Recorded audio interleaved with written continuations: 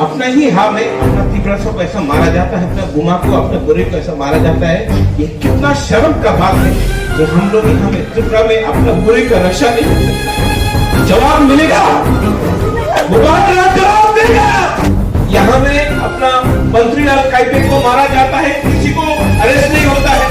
विश्वजीत नेपाल को मारा जाता है, कोई जेल नहीं जाता है।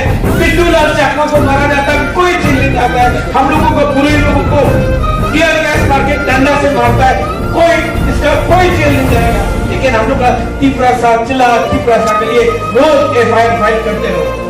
आज मैं तीव्रा लैंड के लिए क्यों फाइट कर रहा हूँ? इसके लिए अपना हाँ में हम लोगों को अत्याचार किया जाता है।